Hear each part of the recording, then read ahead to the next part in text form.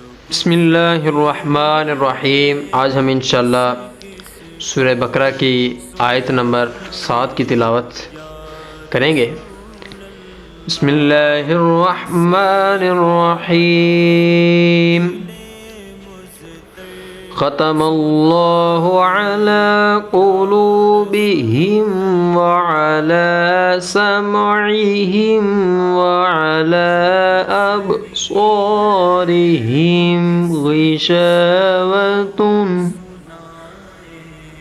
غشاوۃ ولہم عذاب عظیم۔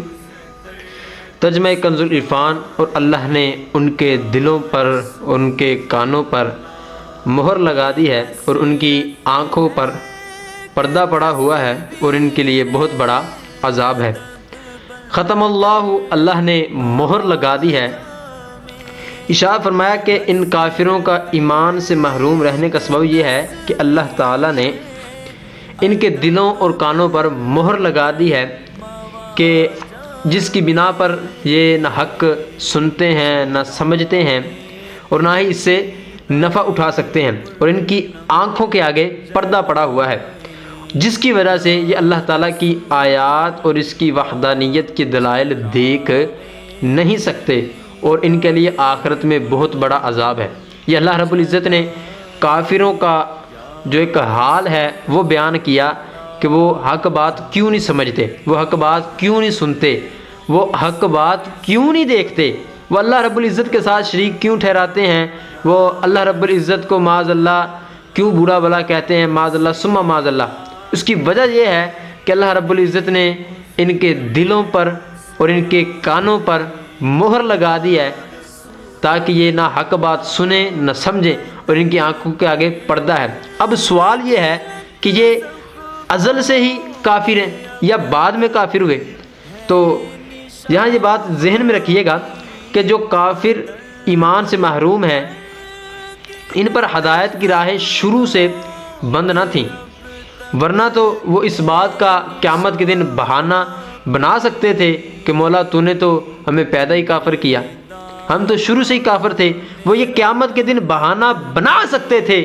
تو رب نے شروع سے ان کو کافر نہیں کیا، بلکہ یہ ان کے کفر، عناد، سرکشی اور بے دینی، حق کی مخالفت اور انبیاء کرام علیہ السلام سے عداوت کے انجام کے طور پر ان کے دلوں پر، ان کے کانوں پر اور ان کی آنکھوں کے آگے پڑتا ہے۔ ان کے دلوں پر بھی مہر ہے، آنکھوں پر بھی مہر ہے، اور ان کی آنکھوں کے آگے پردہ ہے۔ یہ ایسے ہی ہے جیسے کوئی شخص طبیب کی مخالفت کرے اور زہر قاتل کھا لے اور اس کے لیے دوا فائدہ مند نہ رہے، اور طبیب کہہ دے کہ اب یہ تندرست نہیں ہو سکتا، تو حقیقت میں اس حال تک پہنچنے والا یہ خود آدمی ہی ہے، اس نے خود اپنے پیروں پہ کلہاڑی ماری ہے۔ کس نے کہا تھا کہ زہر پی؟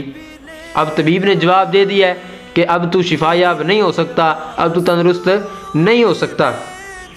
تو اسی طرح کافر بھی ہیں، رب تبارک و تعالیٰ نے ان کو شروع سے ہی کافر نہیں بنایا، بلکہ انہوں نے اپنے ہڑ درمی کی وجہ سے، دنیا کی وجہ سے، مال کی وجہ سے، اور اسی طرح انبیاء کرام علیہ السلام سے بغض رکھنے کی وجہ سے یہ اللہ رب العزت نے ان کے دلوں پہ مہر لگا دی۔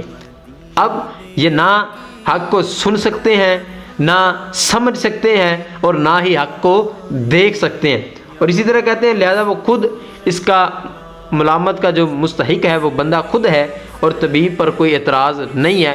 ایسے ہی رب تبارک و تعالیٰ کی ذات ہے، اب وہ رب تبارک و تعالیٰ پہ اعتراض نہیں کر سکتے کہ رب نے تو ہمیں شروع سے ہی جناب والا کافر پیدا کیا، اب ہمارا اس میں کیا گناہ ہے؟ نہیں، بلکہ رب نے ان کو فطرت پہ پیدا کیا، مسلمان پیدا کیا، بعد میں انہوں نے خود اپنے کفر میں، عناد میں، سرکشی میں آگے بڑھ گئے، جس کی وجہ سے اللہ رب العزت نے ان کے دلوں پر، ان کے کانوں پر مہر لگا دی ہے۔ اب یہ نہ حق سن سکتے ہیں، نہ سمجھ سکتے ہیں، اور ان کی آنکھوں کے آگے پردہ ہے، نہ وہ دیکھ سکتے ہیں۔ اب بندہ کہے کہ یار یہ تو چل پھر بھی رہے ہیں، ہماری باتیں بھی سنتے ہیں، اگر یہ دیکھتے نا تو پھر یہ چلتے کیسے؟ اگر یہ سنتے نا تو پھر جو بات چیت ہوتی ہے وہ کیسے سن لیتے ہیں؟ تو بھائی یہ اللہ رب العزت نے ان کے دلوں پر جو مہر لگائی ہے وہ یہی ہے کہ وہ حق بات سننے کے مخالف ہیں، وہ حق بات نہیں سن سکتے۔ آپ کافر کو کہہ کے دیکھ لیں، بالفرض کوئی عیسائی ہے، آپ کہہ لیں کہ عیسیٰ علیہ السلام اللہ کے بیٹے نہیں ہیں، تو وہ آپ کی بات بالکل ماننے کو تیار نہیں ہوگا۔ کیوں؟ کیونکہ وہ حق بات ماننے کو قبول نہیں ہے۔ تو اللہ پاک سے دعا کرتے ہیں کہ مولا آج کی جو ہم تفسیر میں سیکھا کہ حق بات کو قبول کرنا چاہیے اور ہمیں حق بات قبول کرنے کی توفیق عطا فرمائے، آمین بجاہ النبی الامین وصلی اللہ تعالی علی خیر خلقہ محمد و صحابہ اجمعین۔